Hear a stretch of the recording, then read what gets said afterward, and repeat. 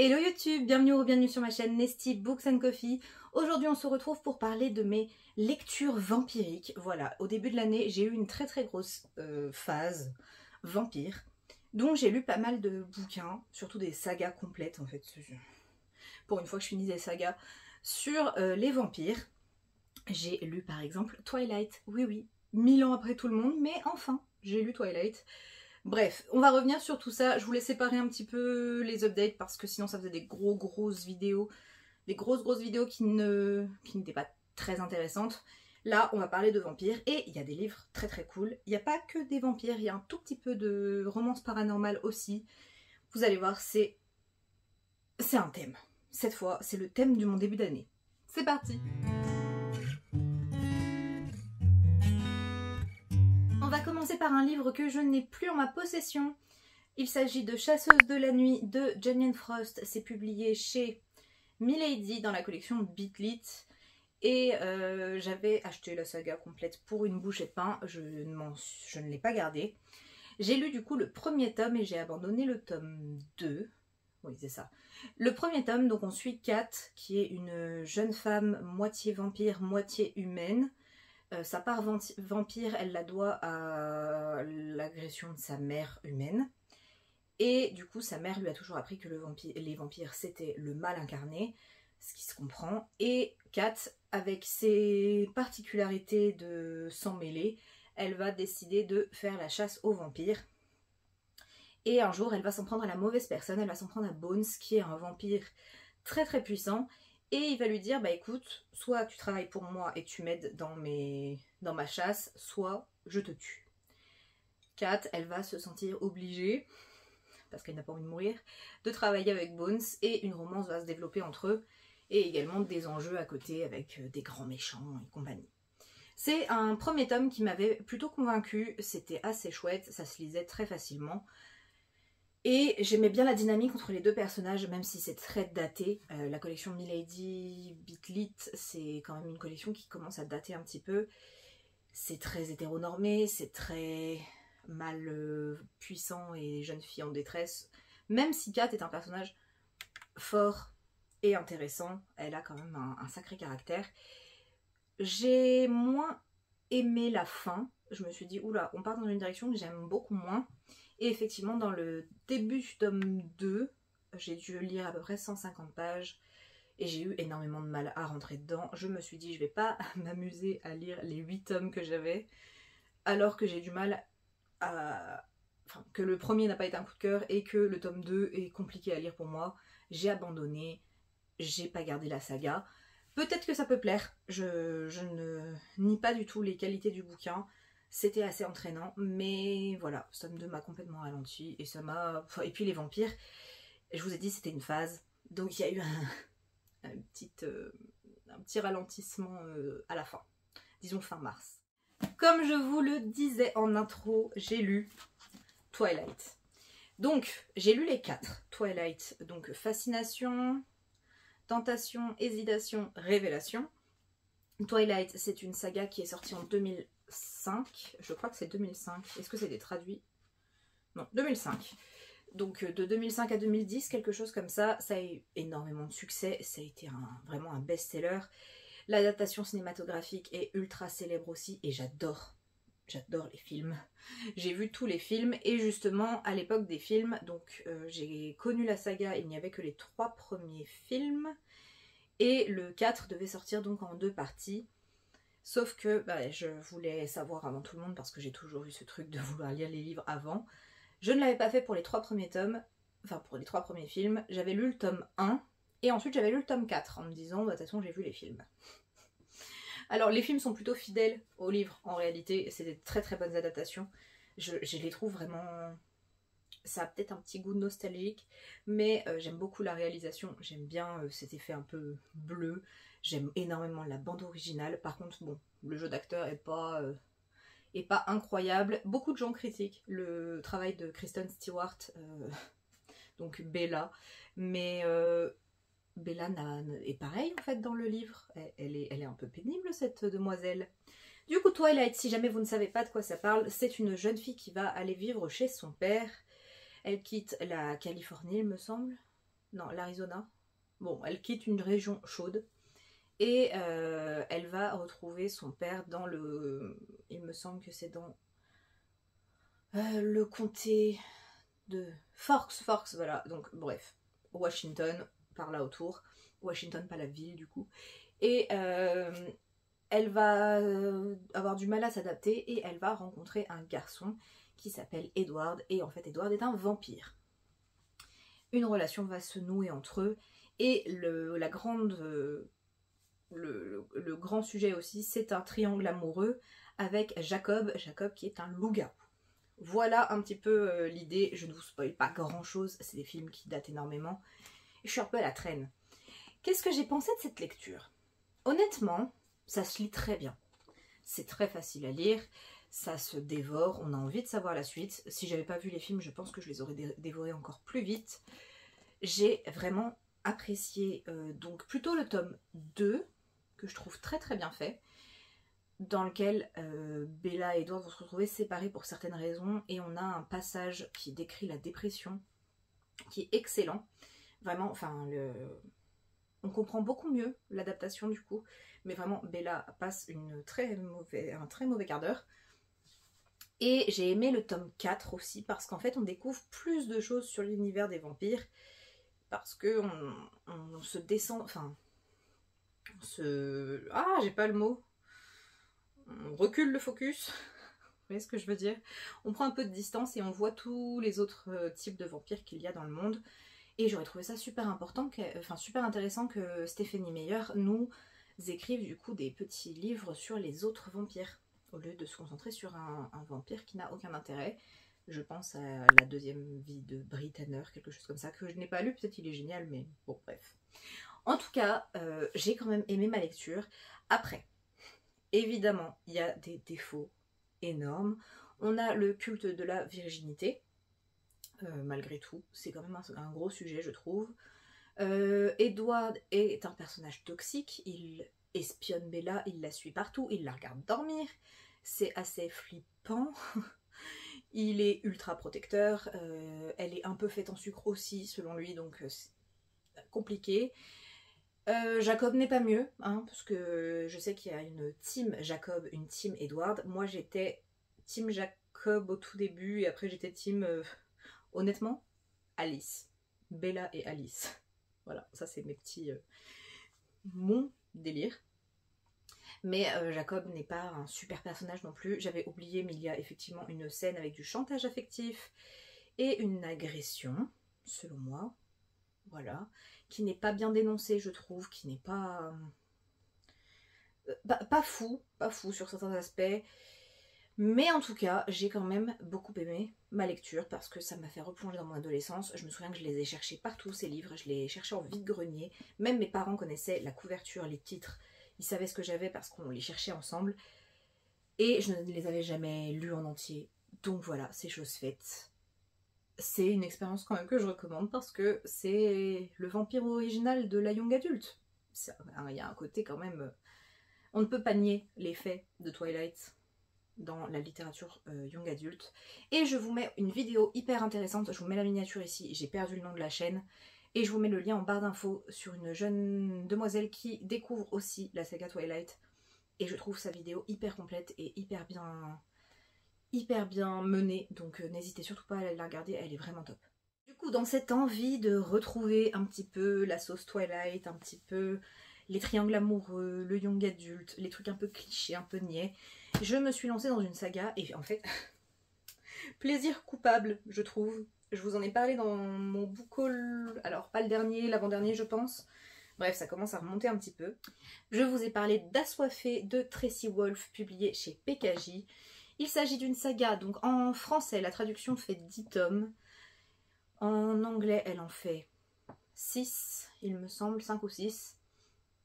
Et du coup, ils ont fait plein de découpages. Et ça se sent, hein, ça se sent clairement. Il y a des livres, on voit qu'ils ne sont pas complets. Il faut les lire 2 par 2 parce que ça n'a pas de sens sinon. J'ai bien aimé quand même cette saga, malgré tous les clichés. On va suivre... Alors, j'ai perdu son prénom. Eh bien, il n'est pas dans le résumé, qui est la première personne. Oh, c'est traduit par Aileen Manceau, qui est une autre autrice Ouais, c'est vrai que la traduction est pas mal en plus, donc chapeau Hélène Manceau. Comment elle s'appelle la demoiselle? Grace. Grace. Donc Grace est une jeune fille qui va perdre ses parents et elle va du coup quitter les États-Unis. Elle vit aux États-Unis. Pareil, dans un endroit chaud. C'est pour ça, ça ressemble un petit peu à Twilight sur certains aspects. Et elle va rejoindre une école, et dans cette école, elle va être accueillie par Macy, sa cousine, et son oncle qui est directeur de l'école. Et elle va découvrir petit à petit qu'en fait cette école est remplie de créatures surnaturelles et qu'elle est la seule humaine au milieu de tout ça. Plus de créatures surnaturelles, on n'a pas... Ouais, il y a quand même un sacré paquet de créatures là-dedans. On a quand même des enjeux qui se mettent en place. J'ai surtout aimé le tome 2 et le tome 3, il me semble, qui étaient... Enfin du coup, oui, si. Tome 2 et tome 3 qui étaient très très cool. La série a selon moi perdu en efficacité. Alors, je vais pas vous dire de bêtises. J'ai vérifié, du coup j'ai bien aimé vraiment les 6 premiers où les enjeux étaient énormes. Et à partir du 7, alors du coup, à quoi ça correspond en VO?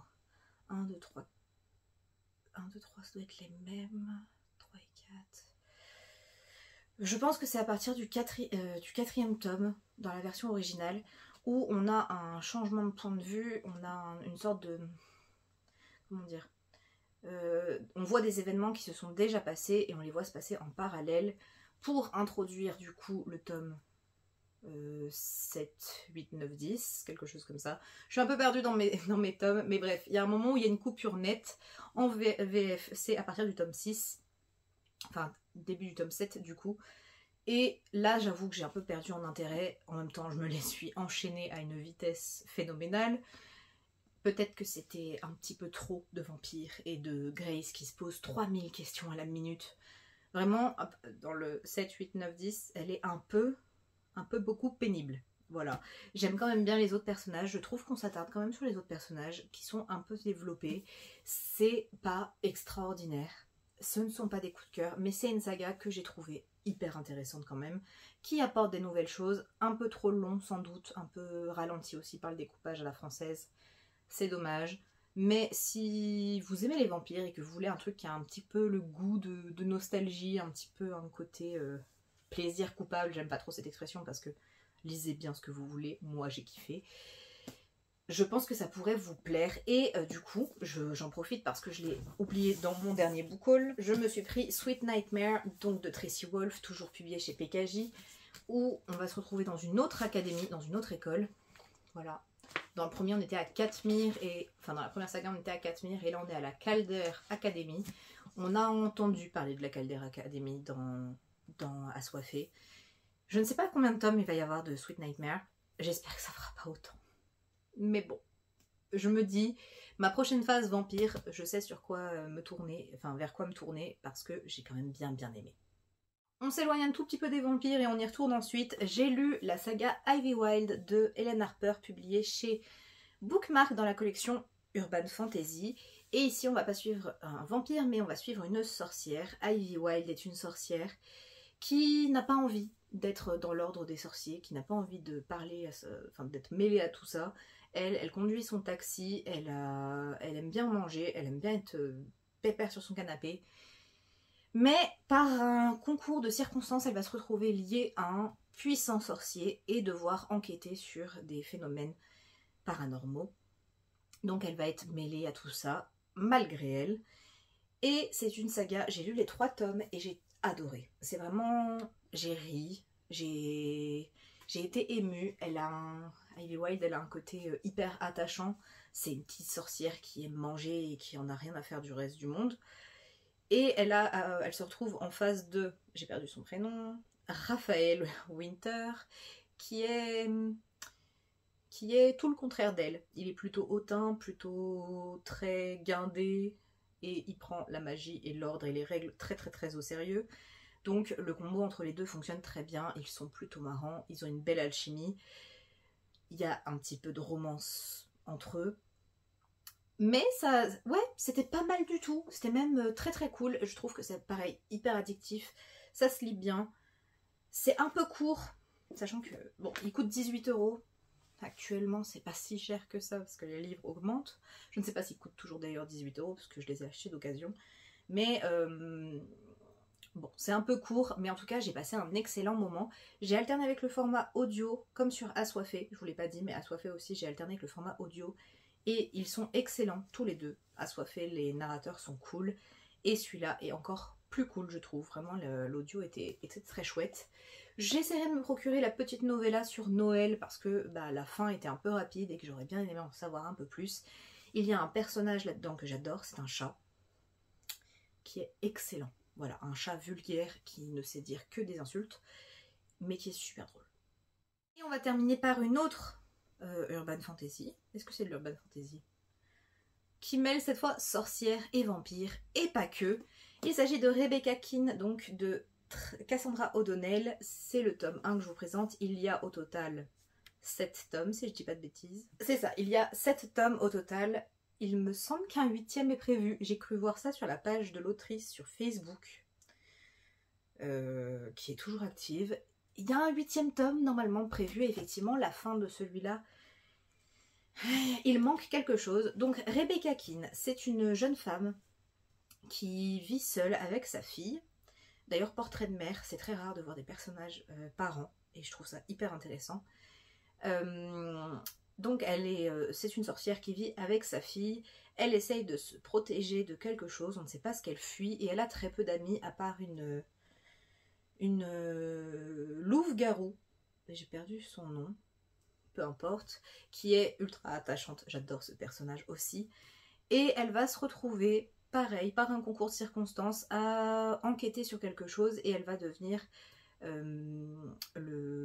comment dire, le policier de la magie, enfin le chef de... Mince, j'ai perdu le nom. Bref, elle va se retrouver à faire la justicière, et on va la suivre au cours des 7 tomes qui évoluent avec des enjeux, avec des nouveaux personnages, avec tout plein d'autres groupes et espèces. On a les sorcières, on a les potionneuses, donc les sorcières qui font que de la magie grâce à des potions. On a des métamorphes. C'était tous les personnages, j'aime beaucoup. Vraiment, l'ensemble des personnages. Je trouve qu'on se concentre pas que sur Rebecca. Rebecca, c'est une fille qui en a un peu rien à faire. Tout ce qui compte pour elle, c'est sa fille. Et elle est plutôt badass. Elle n'a pas froid aux yeux. Elle est plutôt puissante. Et c'est un personnage que j'aime beaucoup. Attention, malgré tout, un petit trigger warning sur cette saga. Et c'est un des défauts les plus importants selon moi. Dans le tome 3, on a une scène d'agression. De relations non consenties, qui est très violente selon moi, pas forcément, comment dire, elle est violente à lire,